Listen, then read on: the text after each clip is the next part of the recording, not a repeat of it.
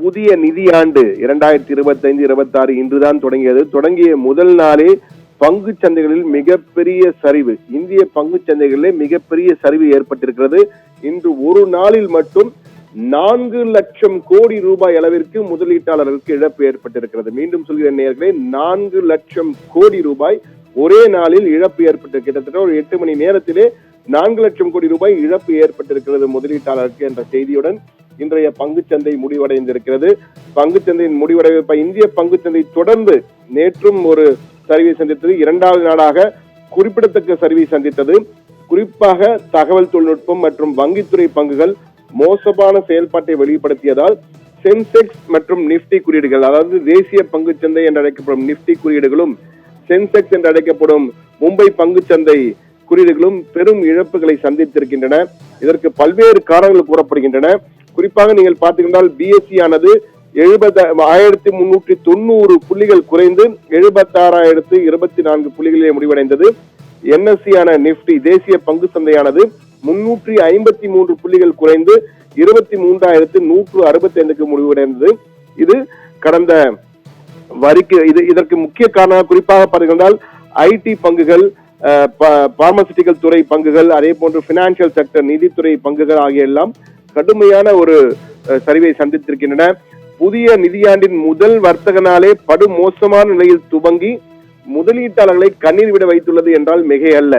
ஒரு பக்கம் இந்திய பங்கு சந்தை மீது அதிகப்படியான நம்பிக்கை உள்ளது என சந்தை நிபுணர்கள் தொடர்ந்து கூறி வந்தாலும் 4 முக்கிய காரணங்களால் அந்நிய முதலீட்டாளர்கள் இந்திய பங்கு சந்தையை விட்டு தொடர்ந்து வெளியேறி வருகின்றார்கள். இதற்கு மிக முக்கிய காரணமாக இருப்பது நீங்கள் பார்த்தீர்கள் என்றால் ட்ரம்புடைய அறிவிப்பு. அமெரிக்க அதிபர் ட்ரம்ப் நாளை அமெரிக்காவிற்கு விடுதலை நாள் என அறிவித்திருக்கார். பொருளாதாரத்திலே விடுதலை நாள். ஏற்கனவே அமெரிக்காவின் ஜூலை 4ஆம் தேதி தான் முதல் சுதந்திர தினம், அமெரிக்காவின் சுதந்திர தினம் என அனைவருக்கும் தெரியும்.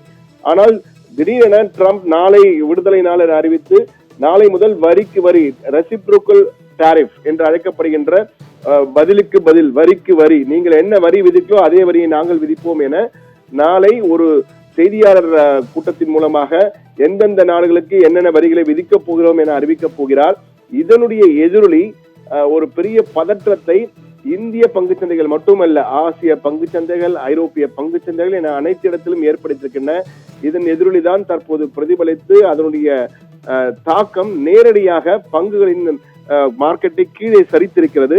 இதன் விளைவாகத்தான் பல லட்சம் கோடிகள் இழப்புகள் ஏற்பட்டிருக்கிறது. 4 லட்சம் கோடி இழப்பு இன்று மட்டும் ஏற்பட்டிருக்கிறது இந்திய முதலீட்டாளருக்கு.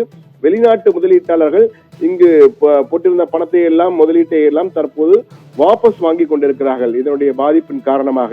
அது மட்டுமல்லாமல் மறுபுறத்திலே பார்த்தீர்கள் கச்சா எண்ணெய், க்ரூட் ஆயில் விலை கிடுகிடுவென உயர்ந்திருக்கிறது. கடந்த 5 வாரங்களில் இல்லாத அளவிற்கு தற்போது கச்சா எண்ணெயின் விலை உயர்ந்திருக்கிறது. ஒரு பேரல் கச்சா எண்ணெய் தற்போது அமெரிக்காவை பொறுத்த மட்டிலே $74 என விற்கப்படுகிறது. அது மட்டுமில்லாமல் அடுத்த வாரம் முதல் கடந்த நிதியாண்டின் 4வது காலாண்டு ரிசல்ட்ஸ், அந்த முடிவுகள், வருவாய் எப்படி இருந்தது என்பது குறித்த தகவல் வர ஆரம்பிக்கும். அதனுடைய தாக்கமும் இந்த பங்குகள் மீது எதிரொலிக்க வாய்ப்பு இருக்கிறது.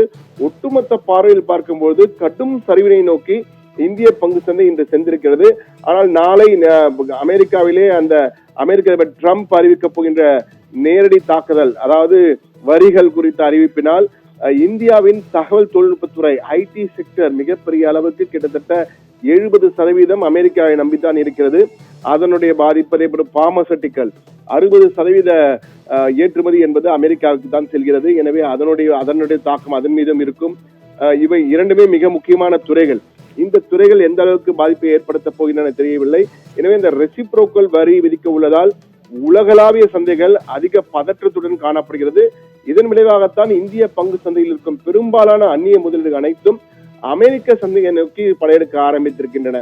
எனவே இந்த பாரபட்சமின்றி வரிகள் அறிவிக்கப்படும் என்ற அறிவிப்பு, அதே போன்று நீங்கள் கச்சா எண்ணெய், ஏற்கனவே கச்சா எண்ணெய் விலையும் கிடுகிடுவென உயர்ந்து வருவது ஆகியவற்றின் காரணமாகத்தான் தற்பொழுது இந்த பெரிய பாதிப்பு ஏற்பட்டிருக்கிறது. ஆனால் இது மீண்டும் வெளிவருமா, இந்த பாதிப்புகளிலிருந்து வெளிவருமா என்பது நாளை மார்க்கெட் தொடங்கும் போதுதான் நமக்கு தெரிய வரும்.